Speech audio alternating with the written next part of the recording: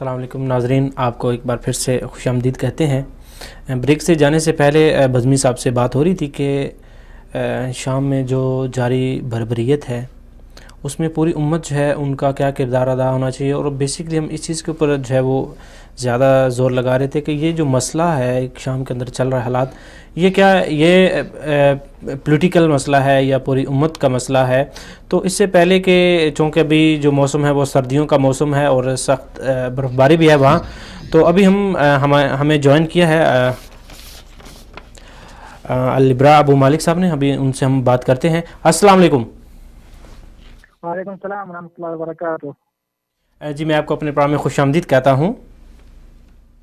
Thank you. जी देखें, अभी तो सख्त सर्दी का मौसम है और वहाँ पर जो महाजरीन पनाह लिए हुए हैं, बर्फ़बारी भी पड़ रही है, तो ऐसी सूरत हाल में वहाँ के जो रहने वाले पनाह गरीन हैं, जो महाजरीन हैं, उनको किन किन चीज़ों की ज़रूरत है? शुरू से हम अहले हलब इस मुश्किल की घड़ी में हैं। आपने मुसलमानों, पाकिस्तान भाइयों और बहनों के हमदर्दी और दादरसी और इमदादी सरगर्मियों को कदर की निगाह से देखते हैं और मिलत पाकिस्तान को शुक्रिया अदा करते हैं। हम दुनिया में जहाँ भी और कहाँ भी कई भी मुसलमान रह रहे हैं, स्वयं के मजलूम मुसलमान है और भी बेघर मुतासरा खानदान है, इस वक्त खेमों में और खुले आसमान के नीचे रहकर है, शदीद सर्दी और बर्फ के मौसम में और जो बेघर होते हैं, मुहाजिर होते हैं, उनके हाल में एहसास करे, उनकी इमदाद के लिए आए, जिस कदर हो सकते हैं मदद करे, चाहे इमदाद माल के शक्ल में हो या कंबल में हो, कब्रों जो सर्दी के मुताबिक कब्रों में के शक्ल में हो, या पीने वाला साफ पानी मुहैया करने के शक्ल में हो, या जिस घरों में रह रहे हैं जिसके उनके लिए किराया देने के शक्ल में हो, उनकी मदद करे। तो वहाँ पर जो महाजरीन हैं उनके जो खाने पीने का जो बंदोबस्त है उसकी क्या सूरत हाल है? आप बताए, जो सब खेमों में रह रहे हैं और खाना बहुत कम है और इस मौसम में पानी बहुत कम है, पानी साफ भी नहीं है और सब कुछ का जरूरत है, पानी का जरूरत है और खाने की जरूरत है किसी किस्म, और दूध बच्चे के लिए सब कुछ। जी, इसके बाद अब एक चीज़ और है कि जो शामी अवाम है वो पाकिस्तानी अवाम से क्या क्या उम्मीदें वाबस्ता रखे हुए हैं? मैं कहना चाह रहा हूँ कि पिछले हफ्ते दीनी तंजीमों की जानिब से कराची में निकाले रेडियो और पूरे पाकिस्तान मुल्क में निकाले गए रेडियो और जलसों, और इस चीज की वजह से अहल शाम को मानवी जज्बात मिले हैं और हम इस बात बहुत खुश है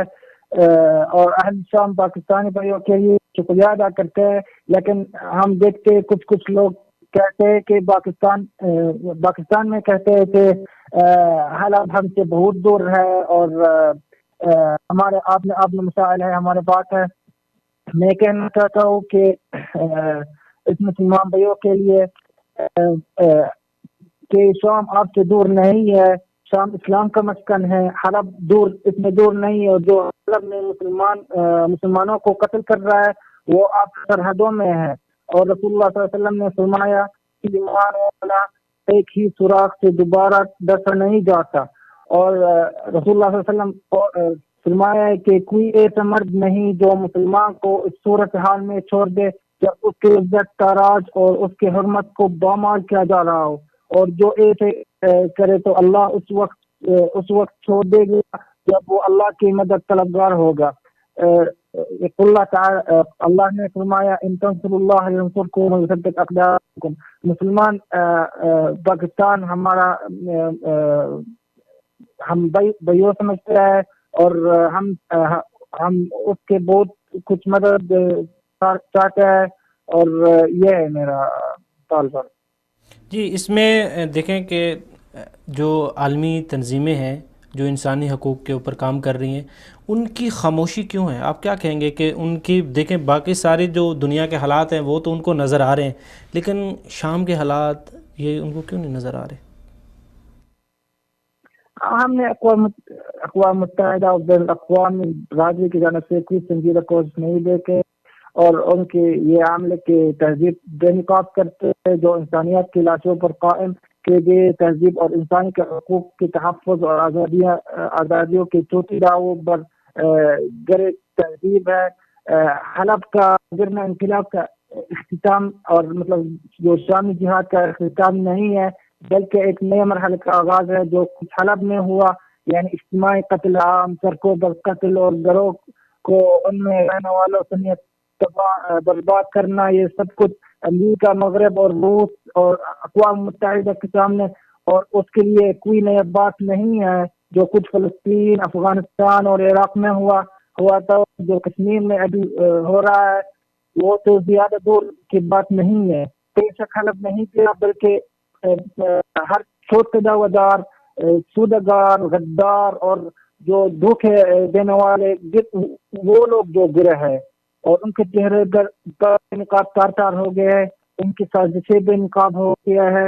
اور حلب میں ہمارے لوگوں کے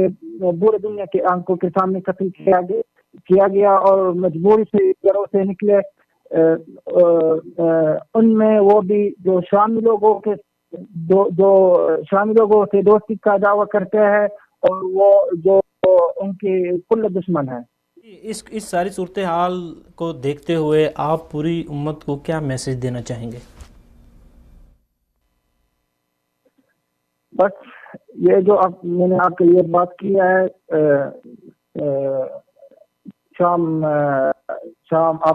شامی لوگ آپ کے پریوں ہے، اور ان سب کچھ کی ضرورت ہے، مالی امداد، کمبل، کپڑوں، پانی، کھانا، دودھ، سب کچھ، اور یہ آپ کی مطلب ذمہ داری ہے، اور ہم سب مسلمان ہیں، اور مسلم کل دنیا میں شد بار رسول صلی اللہ علیہ وسلم نے فرمایا، اور یہ میں جو بات کرنا چاہیے۔ جی الورا ابو مالک صاحب، آپ کا بہت بہت شکریہ کہ آپ نے اپنا قیمتی وقت نکالا اور پروگرام میں شرکت کی۔